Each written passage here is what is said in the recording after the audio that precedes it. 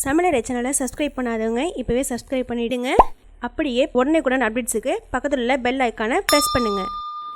Welcome to சமையலறை. இன்றைக்கி நான் பார்க்க போகிறது காஞ்சிபுரத்தில் ரொம்பவே ஃபேமஸான கோவில் இட்லி. அதை நம்ம வீட்டில் எப்படி செய்யறங்கிறத பார்க்கலாம். அதுக்கு தேவையான பொருட்கள்: அரிசி, பச்சை அரிசி 1 டம்ளர் எடுத்துக்கோங்க. உளுந்து 3/4 டம்ளர். எந்த டம்ளரில் அரிசி எடுக்கிறீங்களோ அதே டம்ளரில் உளுந்து அளந்துக்குங்க.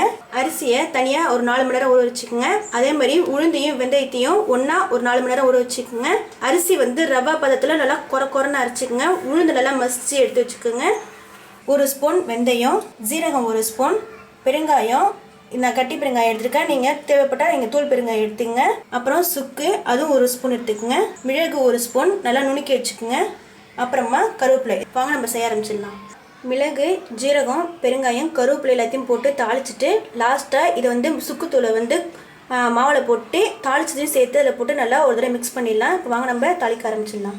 இப்போது பேன் சூடாக இருக்குது. இதில் கொஞ்சம் எண்ணெய் விட்டுக்கலாம். ஒரு 5-6 ஸ்பூன் எண்ணெய் விட்டுக்குங்க. எண்ணெய் சூடானதும் ஃபஸ்ட்டு இதில் மிளகு போட்டுக்கலாம். இது ஜீரகம், பெருங்காயம், லாஸ்ட்டாக இதில் கொஞ்சம் கருவேப்பிலை.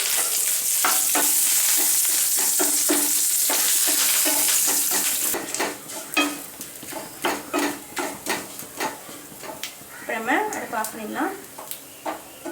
இதை எடுத்து அப்படியே மாவில் கொட்டிடலாம். மாவை நல்லா குறைன்னு அரைச்சி எடுத்து வச்சாச்சு. இப்போ நம்ம இதில் தாளிச்சு வச்சுருக்கிறத கூட சேர்த்துடலாம்.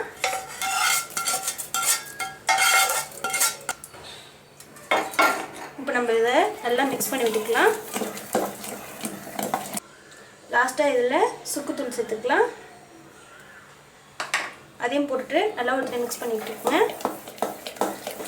உப்பு மாவு அரைச்சி எல்லாத்தையும் மிக்ஸ் பண்ணி வைக்கிறீங்களே அதுலேயே உப்பு போட்டு நல்லா கரைச்சி வச்சுருங்க. அப்போ தான் மாவு சீக்கிரமாக புளிக்கும். மாவு முத நாளே அரைச்சி உப்பு போட்டு புளிக்க வச்சுருங்க. மறுநாள் காலையில் எடுத்து ஊற்றுறதுக்கு கரெக்டாக இருக்கும். இப்போ நம்ம இட்லி ஊற்ற ஆரம்பிச்சிடலாம். வாங்க நம்ம இட்லி தட்டில் எண்ணெய் ஊற்றிடலாம்.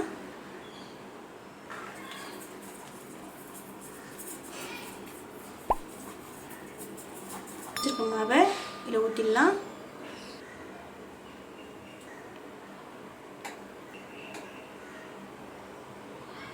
இப்போ நம்ம எல்லாத்தையும் இட்லி ஊற்றி வச்சு நம்ம இதை வேக வச்சிடலாம். மூடி வச்சுட்டு ரெகுலராக நம்ம எப்படி இட்லி வேக வைப்போமோ 20 நிமிஷம் வேக வைப்போமோ அதே மாதிரி இதை வேக வச்சு எடுத்துக்கலாம். வேகட்டும்.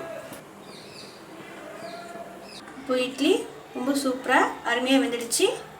நம்ம எடுத்து பிளேட்டில் மாற்றிடலாம். காஞ்சிபுரம் கோவில் இட்லி ரொம்ப அருமையாக வந்திருக்கு.